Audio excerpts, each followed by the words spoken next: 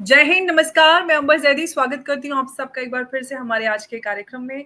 पाकिस्तान के chief field marshal Asim Munir ने Florida में एक बार फिर से अपनी पुरानी जो अग्रेसिव रेटरिक होती है वो दोहराई है और भारत के खिलाफ एक बार फिर से जहर उगला है। कश्मीर को अपनी जगलर वेन बताते हुए उन्होंने वहाँ कई सारी बातें कही हैं और उन्होंने कहा है कि जामनगर के इनफैक्ट रिफाइनरी को भी उन्होंने कहा कि हम टारगेट बना सकते हैं। इंडस वैली पे भारत अगर पुल बनाएगा तो उसको टारगेट करेंगे। इनफैक्ट उन्होंने भारत और पाकिस्तान का कंपैरिजन एक फरारी और एक फटीचर खटारा कार से किया। तो ये सारी बातें उन्होंने कही हैं, खासतौर से जो उनका स्टेटमेंट है जगलर वेन बताना। और एक बार फिर से हमने बीते दिनों ये भी देखा था कि जिस तरह से शहबाज शरीफ भी कश्मीर को लेकर ग्लोबल सपोर्ट गैदर करने की बात कर रहे थे। तो इन सब के बीच में इन सारे जो स्टेटमेंट्स हैं इनको किस तरह से देखा जाना चाहिए, हम इस आज की इस चर्चा में समझने की कोशिश करेंगे। हमारे साथ मौजूद है कर्नल अजय रेना। बहुत बहुत स्वागत है सर आपका। जय हिंद, नमस्कार। जय हिंद, नमस्कार, धन्यवाद सभी। नमस्कार आप सबके व्यूअर्स को। बहुत जब धन्यवाद तक सर। लाइट नहीं आती तो ऐसे चलेगा। लेट्स होप बादल गरज रहे हैं बाहर। सर, पाकिस्तान ने जो एक बार फिर से अगर हम कहें उनके chief field marshal self proclaimed Asim Munir एक बार फिर से बड़ी जल्दी दौड़ के वो वापस अमेरिका गए हैं। शायद लंच खा के रात का जो खाना है वो मिला नहीं होगा तो वापस से अमेरिका पहुंच गए। तो सर वो ओपनली एक बार फिर से कह रहे हैं कश्मीर हमारा जगलर वेन है। और ये जो उनका इस जो स्टेटमेंट है उसको सर क्या समझा जाए? क्या रेटरिक समझा जाए या उनकी मिलिट्री स्ट्रेटजी? और भारत को इस स्टेटमेंट को किस तरह से लेना चाहिए? अंबर जी, ये जो कश्मीर कश्मीर कश्मीर तो इनका ऐसा है कि मुझे डाउट होता है कि दिन में ये ऊपर वाले का नाम कितनी बार लेते हैं और कश्मीर कितनी बार लेते हैं। तो वो कोई नई चीज़ नहीं है। वो यूएन में भी हमने देखा और पाकिस्तान में भी हर जहाँ जाते हैं इनको कश्मीर का ढोल बजाते हैं। एक हाथ में कटोरा होता है, कश्मीर होता है। क्या सिग्निफिकेंट है कि जो बाकी बातें इसने कश्मीर के कॉन्टेक्स्ट में की, जिसमें ये कहा कि इंडस वाटर जो है भारत की बाप की जागीर नहीं है, जहाँ उनकी ओनरशिप नहीं है, और उस पर डैम बनेगा तो हम उड़ा देंगे, मिसाइल मारेंगे। या ये कहना कि भाई न्यूक्लियर कॉन्फ्लिक्ट होगा और हम आधे दुनिया को ले डूबेंगे। तो ये चीज़ें अमेरिका की धरती पे बैठ के बोलना, अमेरिका जो कि जिसका आज का जो ऑरेंज ग्रम्प, जिसको हम डोनाल्ड ट्रंप कहते हैं, जो पीस का एम्बेसडर बन के घूम रहा है, और उसी के घर के अंदर से उसी के बेडरूम की खिड़की से मुंह निकाल के एक छोटा सा कुत्ता भौंक रहा है बड़े से हाथी पे, तो फिर इसकी सिग्निफिकेंस बदल जाती है। यही चीज़ें पाकिस्तान में बोल रहा तो ठीक है। अब दो चीज़ें इसमें हमें समझनी पड़ेंगी कि देखिए, हायरार्की में टेक्निकली जो आसिम मुनीर है वो हेड ऑफ स्टेट नहीं है technically. Practically head of state है। और ये पाकिस्तान की हिस्ट्री में ऐसे रहा है कि डिक्टेटर्स होते हैं, कभी सामने आ जाते हैं, कभी पीछे से कंट्रोल करते हैं। बाजवा ने पीछे से कंट्रोल करने की पॉलिसी लगाई, उससे पहले तो सरेआम आते थे। लेकिन ट्रंप ने जब इनको लंच पे बुलाया, प्राइम मिनिस्टर से मिला नहीं है, वो प्राइम मिनिस्टर से उसकी फ़ोन कॉल भी नहीं हुई शहबाज शरीफ के साथ, तो उसने उसको technically and practically for all practical purposes उसने दुनिया को बता दिया कि भाई मैं हेड ऑफ स्टेट पाकिस्तान का आसिम मुनीर को मानता हूँ। उस स्टेटस जो उसको मिला, कहते हैं ना कुत्ते को घी हजम नहीं होता, तो उस स्टेटस पे आप ये मान के चलिए कि आपने क्या किसी और नेशन हेड को ऐसी बातें करते हुए देखा है, वो भी फॉरेन लैंड पे? कभी नहीं। मगर हम बेवकूफ़ी करेंगे अगर हम ये माने कि इसने अपने आप बोला। ठीक है, वो ब्लैक टाई डिनर था, उसमें मोबाइल फ़ोन अलाउड नहीं थे, कैमरा अलाउड नहीं थे, लेकिन बात निकल के बाहर आ गई। तो अगर हम ये माने कि उसके मन की बातें बोल गया और अमेरिका के अंदर, तो ये भी गलत है। फैक्ट ये है कि जो मेरी अपनी असेसमेंट है, और आई थिंक मैं ठीक हूँ उसमें, कि ये इसको बुलवाया गया है। और क्यों बुलवाया गया वो हम थोड़ा सा भी देख लेते हैं। जी। आप देखिए, मोदी जी मिलने गए ट्रंप को आफ्टर स्वेरिंग इन, और वो जो प्रेस कॉन्फ्रेंस हुई वहाँ आप देख सकते हैं कि उनका वो प्यार मोहब्बत जो पहले हाउडी मोदी और वो होता था वो नहीं हुआ। वाइट हाउस मोदी साहब गए तो ट्रंप उनको गेट पे लेने नहीं आया, जबकि वो जने खने को जो भी वहाँ आता है उसको लेके अंदर जाता है। तो कुछ स्ट्रेस वहाँ दिखा था। तब हम लोगों ने कहा, जो देख रहे थे, ये सोचा गया था कि ठीक है जी, इलेक्शन से पहले मोदी साहब जब गए थे तो उनको कमला हैरिस से मिलना था और ट्रंप से मिलना था। कमला हैरिस की मीटिंग नहीं हो पाई, सब कुछ रीज़न हो गया, बिजी हो गई थी, तो मोदी जी ने ट्रंप की भी कैंसिल कर दी एक गुडविल में कि अगर वाइस प्रेसिडेंट के साथ नहीं मिल रहे तो अब अपोजिशन का जो, उनको तो अपोजिशन एलओपी भी नहीं होता ना, एक एक हारा हुआ कैंडिडेट है जो शायद बने, तो उन्होंने कैंसिल कर दी उसको। उसको उन्होंने दिल पे ले लिया, वो तो दिल पे ले लेते हैं। मगर उससे बड़ी बात ये थी कि बाइडन एडमिनिस्ट्रेशन ने पूरी कोशिश की कि उनकी जो लड़ाई है चाइना के साथ, उसमें भारत आगे जाए, ये लड़े, हम जाके चाइना के गले पड़े, चाहे वो मलक्का स्टेट में पंगा ले, चाहे हम हिमालयन बॉर्डर पे लें, वो हमने किया नहीं। तो चलो वहाँ तक भी बर्दाश्त था। जैसे जैसे ट्रंप आया तब तब भारत और चीन के अंदर समझौते नहीं शुरू हो गए और बॉर्डर से फौजें वापस आनी शुरू होगी। तो उसको जो झटका लगा उस टाइम, तो उसका वो जो एक दिखता था, उसके बाद जो भारत के खिलाफ धीरे धीरे, और फिर एक बिटकॉइन डील कर ली इसने पाकिस्तान के साथ, इसकी कंपनी ने। तो सीधी सी बात है, अमेरिका जिसके देश में एक हिस्ट्री थी कि उनका हर दूसरा प्रेसिडेंट एक army background, navy background, I mean forces background से होता था, पहला प्रेसिडेंट आया जो टोटली बिजनेस बैकग्राउंड से है और उसको पैसे के अलावा कुछ नहीं दिख रहा। तो फिर क्या हुआ, इन्होंने फिर दूसरी गेम खेलनी शुरू की, सीज फायर का नाटक किया, हमने करा लिया, हमने करा लिया। वहाँ पे जग हसाई हुई पार्लियामेंट के अंदर, हमारे एक्सटर्नल अफेयर मिनिस्टर ने बोला और हमारे प्रधानमंत्री जी ने बोला कि सब बकवास है, कुछ ऐसे नहीं हुआ। फिर इसने टैरिफ की गेम भी चली, टैरिफ पे प्रेशर डाला। अब देखो हमें कह रहा है कि आपने रशिया से तेल खरीदते हो, हमसे ज़्यादा तेल चाइना खरीदता है, उस पर नहीं लगा। और सर उसके अलावा जिस रशिया से तेल खरीदने के चलते ये टैरिफ और ये सारी चीजें हो रही है, उसी के साथ अलास्का में खुद मीटिंग कर रहे हैं, उनसे चर्चा हो रही है। हाँ, वो हो रही है। और साथ में आपने खुद भारत को कहा था कि भाई आप तेल खरीदो, आपने मतलब अमेरिका ने कहा था अगर हम रशियन तेल नहीं खरीदते या सिर्फ अपनी कंजप्शन के लिए खरीदते तो दुनिया का भट्ठा बैठ जाता, इन्फ्लेशन इतनी बढ़ जाती। हमने दुनिया पे एहसान किया और ये एक कंसीडर्ड डिसीजन था जो अमेरिका को कॉन्फ्रेंस में लेके रखा लिया गया था कि हम तेल लेंगे रशिया को, उसको रिफाइन करेंगे, उसका टेक्सचर बदलेंगे, फिर वो इंडियन ऑयल हो जाएगा, फिर हम उसको एक्सपोर्ट करेंगे। दुनिया उसको खाती रही, चलाती रही अपना काम। अगर वो हम ना करते दुनिया पे एहसान, सिर्फ अपने ही लेके रख लेते, तो इनकी नानी याद आ जाती।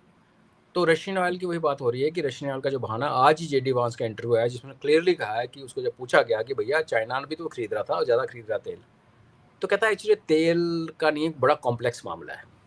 तो क्लियरली एक स्टैंड आउट उनका वाइस प्रेसिडेंट जो कि सेंसिबल बंदा है, उसके मुंह से ये बात सुनना कि जो भारत के खिलाफ जो एक महाज खोला हुआ है, पहले हमारी रेपुटेशन खराब करने की कोशिश की सीज फायर करके, फिर टैरिफ के ऊपर आ गया 25, फिर 50 पे आ गया, और बीच में जो इसने और जो बकवास किया ट्रंप ने, ये एक ग्रेजुएटेड उसका रिएक्शन था हमें, जब हमने उसकी सुनने से मना कर दिया। और अभी क्या हुआ, ऑफ लेट भारत ने जवाब देने शुरू कर दिए, जो कि हमारी हिस्ट्री में, एटलीस्ट इस गवर्नमेंट की हिस्ट्री में, उसके पहले वाले तो वो तो मोहन थे, मोनी बाबा थे, वो तो बोलते नहीं थे, लेकिन इस गवर्नमेंट का भी रिकॉर्ड था कि ये डिप्लोमेटिक एक लाइन के आगे क्रॉस नहीं करते। चाइना के साथ गलवान कॉन्फ्लिक्ट हुआ, हमने चाइना के खिलाफ कोई ओपनली बात, प्राइम मिनिस्टर लेवल पे कोई बात नहीं, उन्होंने हमने की, वही सिविलाइजेशन कंट्री, हम भी सिविलाइजेशन है, कोई बात नहीं हुई। मालदीव जाके चाइना की गोद में बैठ गया, हमें छोड़ के क्विट इंडिया मूवमेंट चला दी, हमने कुछ नहीं कहा। बांग्लादेश में क्या क्या नहीं हुआ, कोई ओपन स्टेटमेंट नहीं हुआ, बंद कमरे के अंदर उनको जूते पड़े, वो बात अलग है। लेकिन यहाँ पे हमारे रक्षा मंत्री ने कहा आप बॉस बनने की कोशिश कर रहे हो, और गडकरी साहब कहते हैं दादागिरी का ज़माना नहीं है।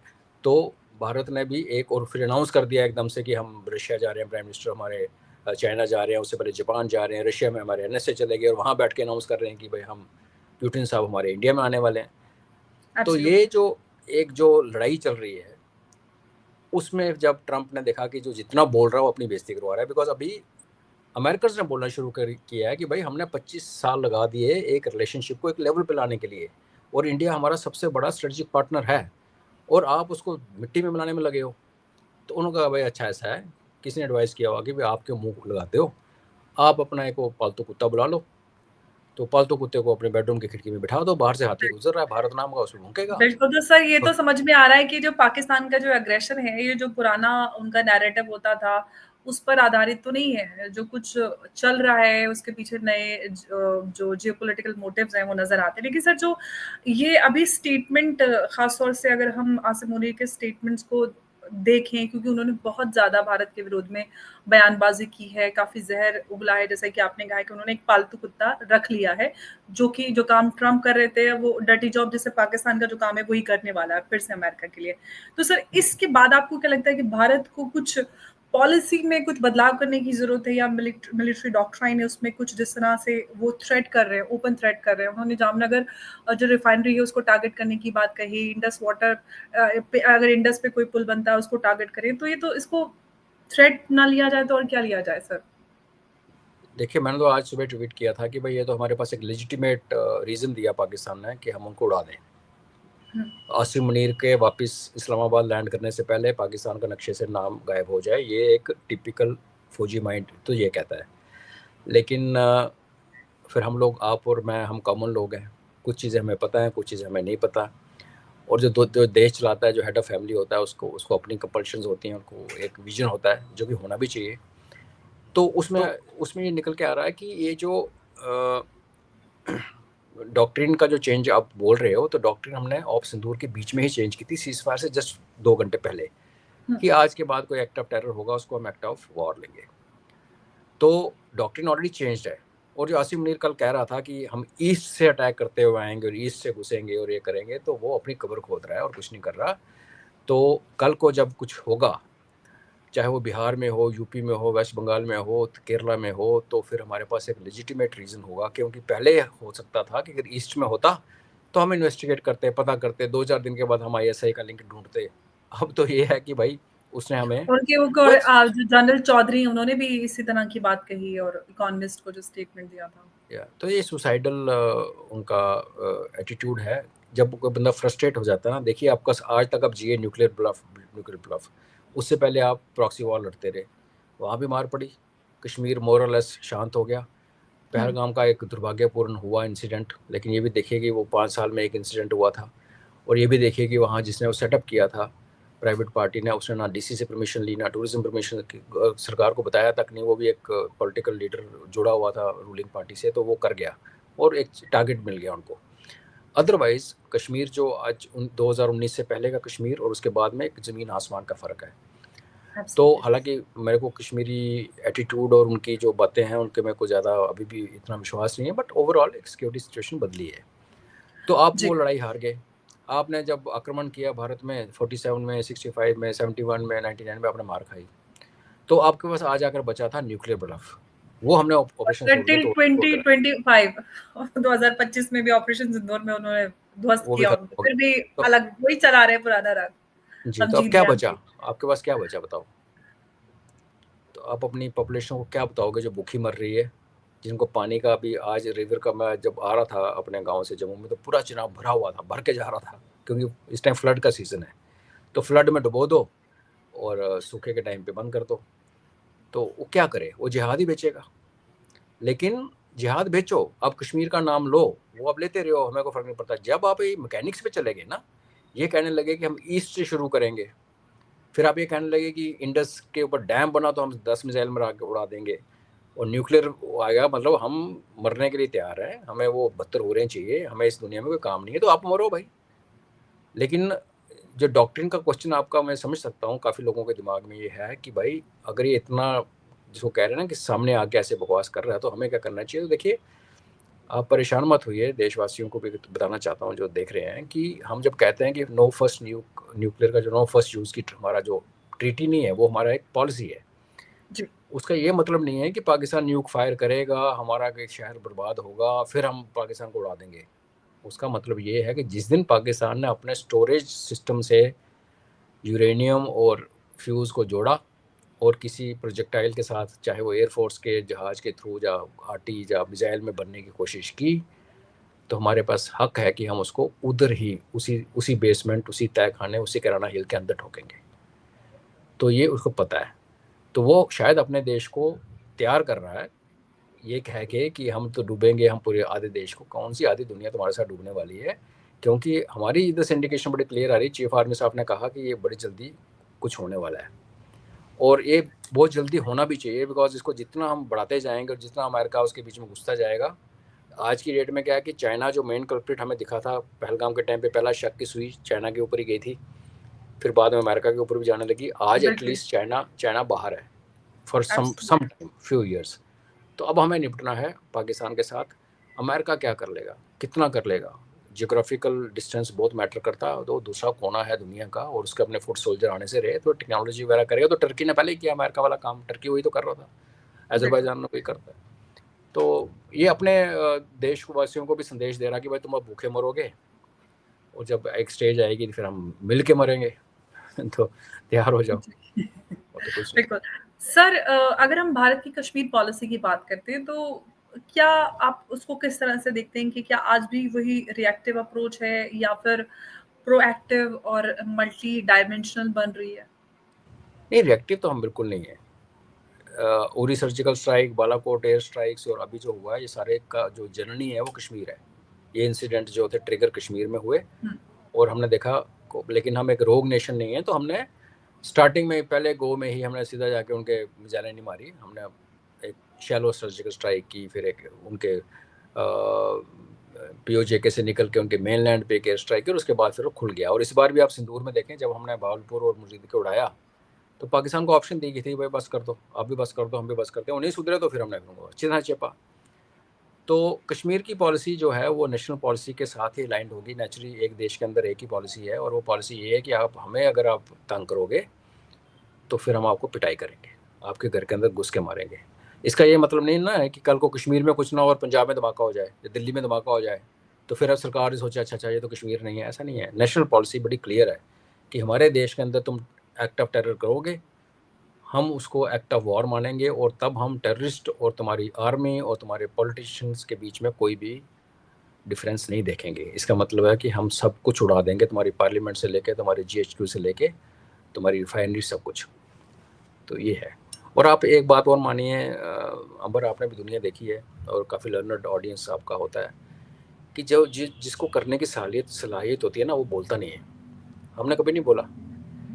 तो जब आपका न्यूक्लियर ब्लफ भी मारा गया, वहाँ भी थू थू हुई आपके मुंह के ऊपर। लोगों ने ये भी पूछा पाकिस्तान के अंदर, लड़ाई जो थोड़ी बहुत लड़ी वो एयरफोर्स ने लड़ी, तू फील्ड मार्शल कैसे बन गया, तेरे को प्रमोशन कहाँ से मिल गई? क्योंकि तू मरियम और नवाज। सर रिमेंबर उनका जो एयर मार्शल वो कितना वायरल हुआ जो बोल ही नहीं पा रहे थे। हाँ, तो तुम स्टेज पे खड़े होकर मरियम नवाज के अटमटक्का कर रहे हो, तो ये तुम्हारी क्वालिफिकेशन है फील्ड में बनने का? तो ये एक लूजर सी कौम, लूजर सा आइडिया, और उसको अपनी कौम को जैसे होता है जिहाद की गोली खिलाने वाला आइडिया है। तो अगर इसमें औकात होती ना तो ये ऐसे स्टेटमेंट ना देता। ऑफ कोर्स इसको अमेरिका ने कहा है तो बोल्ड, ट्रंप ने कहा, अमेरिका ने नहीं, ट्रंप ने कहा तो बोल्ड, मगर बोलते हुए कुछ चीज़ें नहीं भी डिप्लोमेटिकली बोल सकता था। लेकिन जैसे इसने बेशर्मों की तरह बातें की हैं, आधी दुनिया को लेके डूबेंगे, डैम उड़ा देंगे, अंबानी का नाम ले रहा है। आई मीन क्या कर रहे हो आप? आई मीन हम तो कहते हैं हम सर इंडिया और पाकिस्तान का इकट्ठा नाम नहीं आना चाहिए और तुम एक इंडस्ट्रियलिस्ट का नाम ले रहे हो। जी। सर यूएस में जाके और यूएस आज भी हम जानते हैं कि भारत और यूएस भारत का स्ट्रेटेजिक पार्टनर है। हम हमारी काफी अब कहते हैं कि नॉर्मल फॉरेन रिलेशन से ऊपर बढ़कर हमारी साझेदारी है जिसको स्ट्रेटेजिक पार्टनर कहा जाता है, जो बड़ी इंपॉर्टेंट होती है और बड़े बड़े करीबी रिश्ता माना जाता है दो देशों के बीच में। ऐसे में पाकिस्तान के फील्ड मार्शल यूएस में जाकर डायस्पोरा के सामने अपने वो इस तरह की बातें रखते हैं। क्या ये सिर्फ ट्रम्प के कहने भर पे ही ये सारी चीज़ें हो रही है या फिर कोई प्रेशर क्रिएट भी करना चाहते हैं? क्योंकि हमने शहबाज शरीफ का भी पिछले दिनों बयान सुना था जिसमें वो कह रहे थे कि हम ग्लोबल सपोर्ट का वेलकम करते हैं, कश्मीर इशू पर रिज़ॉल्व कराने में हमारी मदद करें। फिर से इन्होंने कश्मीर का राग गलापना शुरू कर दिया है। वही कहा ना, इनके पास है क्या? इकॉनमी है नहीं, रिसोर्सेज है नहीं, खाने को आटा नहीं, पीने को पानी नहीं, और लड़ाइयाँ लड़ने में आप हर किस्म का जो मोडस ऑपरेंडी है लड़ाई का, चाहे वो डायरेक्ट फाइट है, चाहे वो प्रॉक्सी वॉर है, चाहे वो न्यूक्लियर ब्लफ है, सब खत्म हो गया। आपके पास बचा क्या? अगर आपने गुडविल जनरेट करनी है, नेशनल इंटरनेशनल सपोर्ट लेनी है, तो जो हमने किया वैसे किया जाता है कि हमने अपने एमपीज़, अपोजिशन के एमपीज़ के साथ उनके अंडर डेलीगेशन हमने पूरी दुनिया में भेजे, 35 कंट्रीज में घूम के आए। वो होती है गुडविल। शाहबाज शरीफ को तो आप गिनिए मत ना, वो तो है ही कुछ नहीं, उसको तो पता ही नहीं है वो उसने करना क्या। उसको तो टेबल पे एक पर्ची आती है तो ये बोल के खड़ा हो जाता है। वो जो उसका जो लेक्चर हुआ था, उसके बाद स्पीच हुई थी ऑप सिंदूर के बाद, उसमें 35 रीटेक थे। तो आप बाकी तो आप उसको तो कहाँ गिनते हो आप, वो छोड़ दो आप, आपकी चैनल ज़्यादा पॉपुलर है उससे। बाकी अमेरिका ने कहा, अमेरिका ने अपना चैनल भुनाने के लिए जो हम उसके काबू नहीं आ रहे हैं, हम उनको आंखें दिखा रहे हैं, वो एक रीज़न है। और दूसरा, आप जब पाकिस्तान डायस्पोरा के पास जाते हो तो देश के अंदर वो तुम्हारे बेवकूफ़ लोग हैं ना मदरसे वाले, उनको तो आप शाहिद अफरीदी को जीप में बिठा के घुमा के तो झंडे उखाड़। बाहर लोग हैं जो पूछते हैं, पढ़े लिखे लोग हैं जिन्होंने सैटेलाइट पिक्चर्स देखी, जिन्होंने एक भी उनको रफ़ेल का फोटोग्राफ नज़र नहीं आया, तो उनको आप यही चूरन बेचोगे ना। फिर एक वॉर हिस्टीरिया पैदा करो, एक रिटोरिक आप खड़ा कर दो, तो फिर दुनिया कोई सवाल ही नहीं पूछती आपसे। अगर वहाँ जाके क्या बोलता कि हाँ वो 6 जहाज़ हमारे वहाँ गिरे, हमारे 2 वैक्स गिर गए, 2 हमारे शेड उड़ गए, 10 हमारे एयरफील्ड उड़ा दिए, मक्का वो क्या कहते हैं मस्जिद उड़ा दी है मुरीद के में बालपुर में, तो फिर बात निकलती तो दूर तक जाती। लोग बोलते तुम क्या कर रहे थे, तुम सो रहे थे, तुम्हारी टेक्नोलॉजी कहाँ घास करने के। तो जाते आपने पहले कहा हम ये कर देंगे, वो कर देंगे, हम डैम उड़ा देंगे, हम बस वो सारे पाकिस्तानी हैं, तो उनको यही कुछ चाहिए, तो खुश हो गए, बस दैट्स इट। उनको तो वैसे भी सर इस तरह की बयानबाजी करके कहते हैं हम बड़ी जज्बाती कौम है और हम ये कर देंगे, हम वो कर देंगे, हमने अब भारत को ये करा दिया, वो दिखा दिया, और ये सारी चीजें उनकी आवाम पे सर वर्क भी कर रहे हैं। लेकिन सर अगर हम कश्मीर की बात करते हैं, कश्मीर अगर पाकिस्तान की जुगलर वेन है, तो भारत को अब भारत के सर का ताज है कश्मीर, तो ये सर का ताज जुगलर वेन, वो जुगलर वेन कहते हैं हमारे लिए हमारे सर का ताज है और हमारा एक अभिन्न अंग है। ऐसे में इसकी हिफाजत को भारत कैसे करे? क्योंकि जिस तरह से पाकिस्तान है वो बाज नहीं आ रहा है, तो और भारत सरकार ने बड़ी मेहनत की है कश्मीर को नॉर्मलाइज करने में, जो सिचुएशन थी और आज हम हाल देख रहे हैं। हालांकि जो पहलगाम हुआ उससे उसको वो एक इंसिडेंट है, अदरवाइज कश्मीर में हालात बहुत बेहतर हुए हैं। कैसे सुरक्षा की जाए इसकी? नहीं, हमारी सुरक्षा में कोई कमी नहीं है। हमें कोई अगर सोचे कि कश्मीर को हमारे से छीन के ले जाएगा तो वो फिर सपने देखे। और पीओजे के अंदर जो हालात है और वहाँ के लोग जो पाकिस्तानियों को ट्रीट कर रहे हैं और जो गालियाँ निकाल रहे हैं, और इंक्लूडिंग टेररिस्ट एलईटी ये जो मारा गया था अभी ऑपरेशन महादेव में, उसका नमाज जनाजा जब पढ़ा गया इन एब्सेंशिया, तो एलईटी का कमांडर है उसको भगा दिया लोगों ने, फैमिली ने वहाँ से पीओजे के अंदर कि बाबू यहाँ से यहाँ नहीं आना। तो हमें कश्मीर की सिक्योरिटी को लेके पाकिस्तान से कोई इशू नहीं है। नहीं केस पाकिस्तान से हमें ये जो इशू है, थ्रेट कोई नहीं है। और इशू ये है कि ये पीओजे का मसला भी हमारे और चाइना के बीच में है, बिकॉज चाइना ने वहाँ पे पीओजे गिलगित बल्तिस्तान वगैरह बहुत ज़्यादा इन्वेस्टमेंट कर दी है। तो जब हम इसको कुछ करेंगे तो वहाँ से हमें नेगोशिएट करना पड़ेगा, उनसे डील करना पड़ेगा। इनकी क्या औकात है?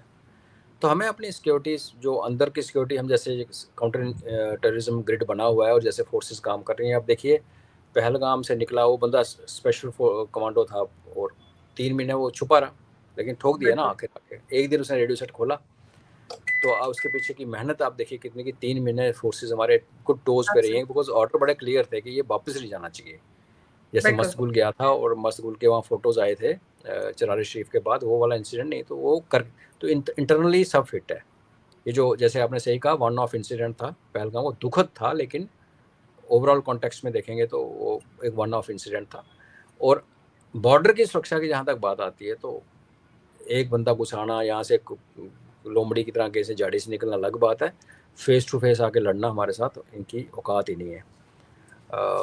और अब तो जो हमने नई लड़ाई करना जो स्टाइल हमने शुरू किया है, उसमें तो अभी वैसे भी लैंड वॉरफेयर और वो एग्रेशन इन्वेजन वाली कहानी ख़त्म है। इससे पहले कि आप सोचोगे कि करना क्या है, वो इससे पहले कि शहबाज शरीफ स्विमिंग पूल से बाहर निकले हमने उनका नूर खान बेस उड़ा दिया। तो आप ये क्या करेंगे, उससे हमें कोई चिंता नहीं है। वो जो जैसी हमारी पॉलिसी है बिल्कुल ठीक है। बट हाँ, मेरा ये था कि इसके बयान के ऊपर ही हमें 1-2 पटाखे फोड़ देने चाहिए थे, ये दिखाने के लिए ये तेरी ऐसी की तैसी। बट चलो, हम मैच्योर हैं, लीडरशिप है। और पता नहीं, जैसे कोई मजाक भी कर रहा था कोई कि सर अभी रात हुई है, अभी अंधेरा नहीं हुआ, क्या पता दिन अभी बाकी है। तो लेट्स सी। बिल्कुल। और हम सब जानते हैं, जैसे सर आपने कहा कि बम पटाखे फोड़ देने चाहिए, और उन्होंने बात हालांकि यूएस में की है, लेकिन वही है कि हमारी जो डिफेंस डिप्लोमेसी है उस पर इसका क्या प्रभाव पड़ता है, कि हमारे जो एक्सटर्नल अफेयर और डिफेंस स्ट्रेटेजिस्ट हैं वो इस रेटरिक को किस तरह से देखते हैं और क्या इस पर रिएक्शन आता है, ये अब आगे पता चलेगा। लेकिन सर अगर इन फ्यूचर आपके हिसाब से बॉर्डर पर कॉन्फ्लिक्ट एस्केलेट होता है, तो जो हमारी मिलिट्री है वो किस तरह की जो स्ट्रेटेजिक शिफ्ट या फिर हम कहें ऑपरेशनल चेंजेस उनको लाने की आवश्यकता है, या फिर जो हमारा अभी चल रहा है वो सब परफेक्ट है? देखो, हर दिन एक लर्निंग लेसन होता है। यूक्रेन वॉर स्टार्ट हुई, एक नया किस्म की लड़ाई लड़ी गई। अब ईरान इसराइल हुआ, उससे पहले अमेरिकन बम्बार्डमेंट से पहले इसराइल और ईरान का 1-to-1 होता रहा। तो जो हमारे मिलिट्री माइंड्स हैं, लीडर्स हैं, टॉप ब्रास है, वो इन सब चीज़ों को बड़े क्लोजली मॉनिटर करता है और ये हमारी ट्रेनिंग में इंक्लूड किया जाता है। तो ऐसा नहीं होता कि आज आप उठो और बोलो कि यार आज हमारी लड़ाई ऐसे लड़ेंगे, तो उसकी जो तैयारी, उसकी लॉजिस्टिक्स से लेके, उसकी ट्रेनिंग से लेके, उसकी जो इक्विपमेंट में जो उसकी ज़रूरत है, किसी को कानो कान खबर ही नहीं हुई और हमारे पास इतना अच्छा ड्रोन और एंटी ड्रोन इन्वेंट्री तैयार हो गई एयर डिफेंस की, जो हमारा नेटवर्किंग इतनी अच्छी हो, किसी को कानो कान खबर नहीं हुई, तो ये चीज़ें बाहर नहीं आती। और कानो कान खबर ना होने का फ़ायदा ये हुआ कि जब पाकिस्तान ने सोचा कि मैं 1000 ड्रोन्स पूरे पुंछ से लेके अमृतसर और नीचे राजस्थान तक डालूंगा, तो तबाह बर्बाद कर देंगे हमारे S-400 और उनको जो मुंह की खानी पड़ी। तो आप ये मान के चलें कि जो हमें ज़रूरत है करने की, उसके लिए हमारी फ़ौज तैयार है। हमारा जो नमक के प्रति जो हमारा लॉयल्टी है, वो यही है कि जब वर्दी पहनी है तो आप आराम से नहीं सो सकते।